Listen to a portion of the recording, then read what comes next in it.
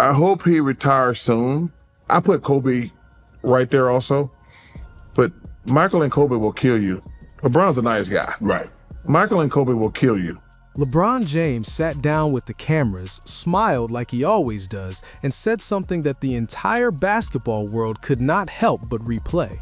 He looked straight at the mic and said, "I've never been a numbers guy, to be honest." Those 5 words detonated on social media because context collides with irony in sports like nothing else.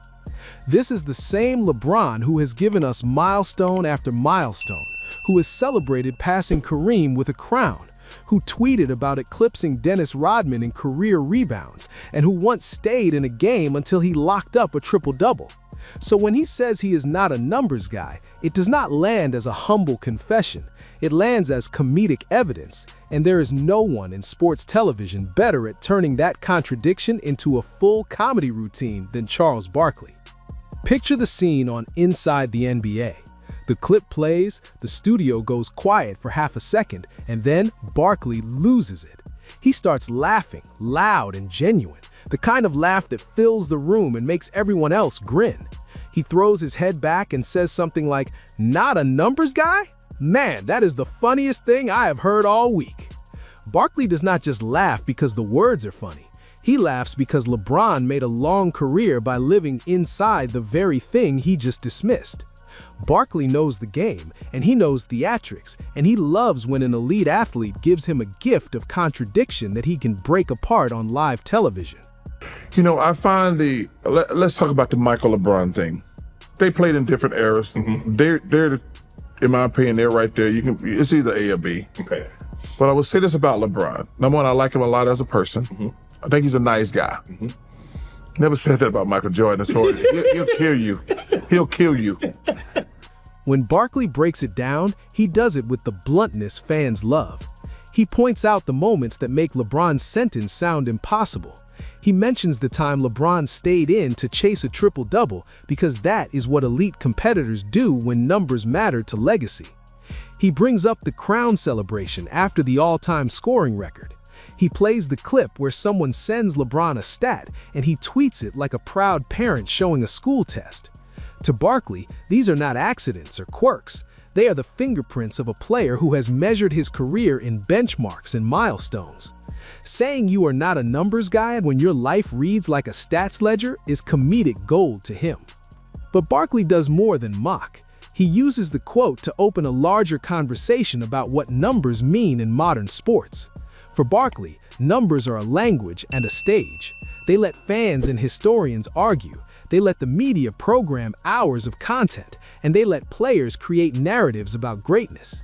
Barkley will remind the audience that the LeBron versus Jordan debate is nothing more than numbers in disguise, dressed up as philosophy.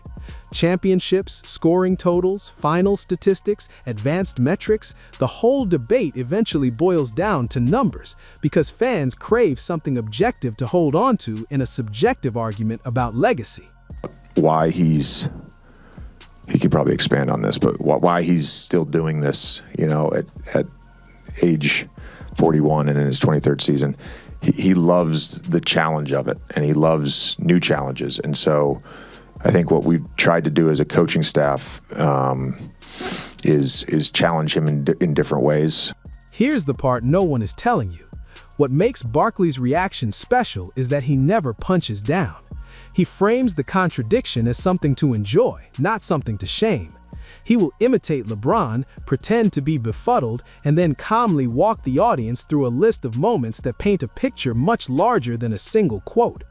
He will bring up the specific instance where LeBron glared at a teammate after a rebound cost him a triple-double, and ask honestly if that reaction comes from a place of indifference to stats. The question is rhetorical because the clip and the body language already gave the answer. Beyond the laughs, Barkley pivots to roster reality and uses the moment to highlight how numbers shape decision-making in the front office. He points out that LeBron plays in a league where teams are evaluated by data, where advanced analytics determine rotations and where net ratings can decide a coach's job status. If LeBron's play is being measured objectively with a three-man combination that looks suboptimal when the numbers are run, then whether or not he identifies as a numbers guy is less relevant than the raw metrics themselves. Barkley loves to watch people get schooled by the math, and he relishes the irony of a player who downplays stats while the organization must live and die by them. There's one thing I'm sure of. This is last year with the Lakers. He's not going to play with the Lakers next year. I've always said I'd like to see him finish in Cleveland. I'm not opposed to him getting traded to Cleveland this year, to be honest with you, because the Eastern Conference is up for grabs. The segment expands naturally into examples that feed the laughter. Barkley relives the night LeBron passed Kareem. He paints the image of the crown celebration and then asks, "Is that what someone who is not into numbers does?" He jokes about the tweet claiming new rebound milestones and then plays the internet reaction of fans incredulously saying, "He said what?" The comedy follows the logic a fan would use watching the game, a logic that says if milestones did not matter, you would not see the chest puffing, the social posts, the lingering on stat lines that fuel the GOAT conversation every single media cycle.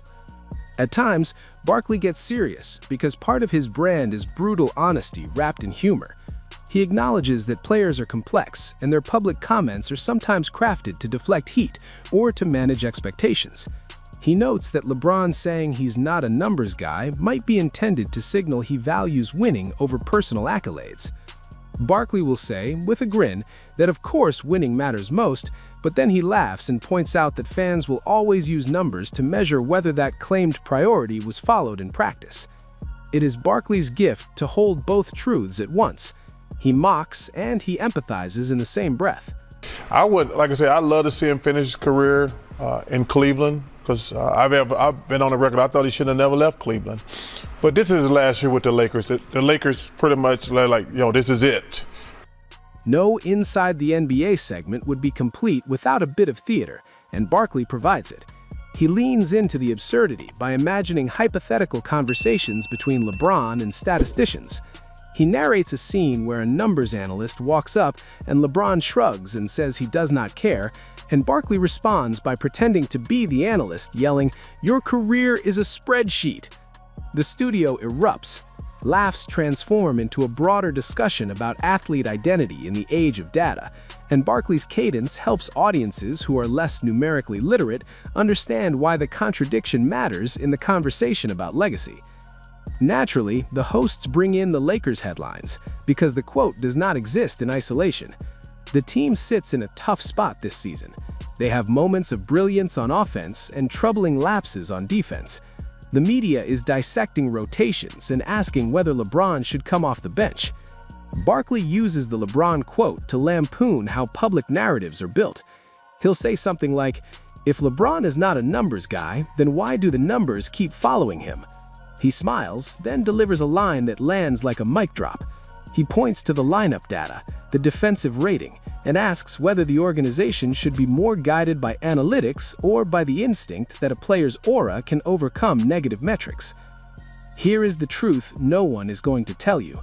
Barkley also knows how to invite the audience into the debate without making it mean-spirited. He teases the LeBron faithful and the LeBron skeptics alike. He jokes that fans will always find a way to defend their hero by inventing new interpretations of phrases. He prods skeptics by saying their moment of schadenfreude is too delicious to ignore.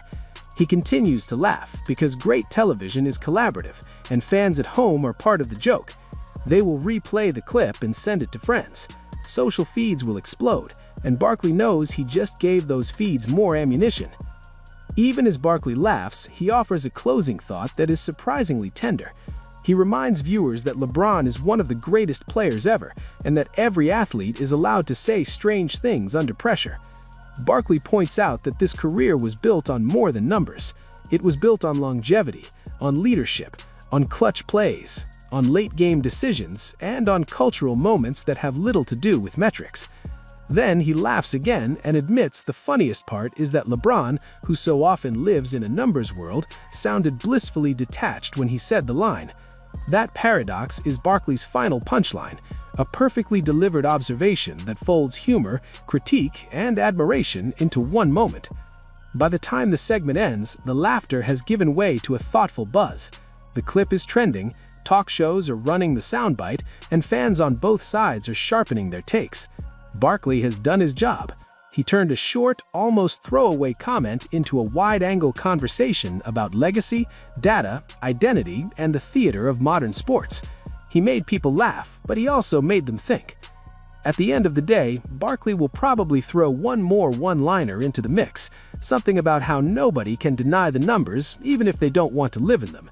He'll smile, shake his head, and remind the audience that sports are about contradictions. Great athletes are complicated people, and LeBron just gave the world a wonderful contradiction to dissect. Fans will keep debating whether he was sincere or rhetorical. The analysts will keep pulling up charts and clips, and Charles Barkley will keep laughing, because when the best moments come from the collision of truth and irony, nothing on television beats it. Do you support Charles or LeBron? Let us know.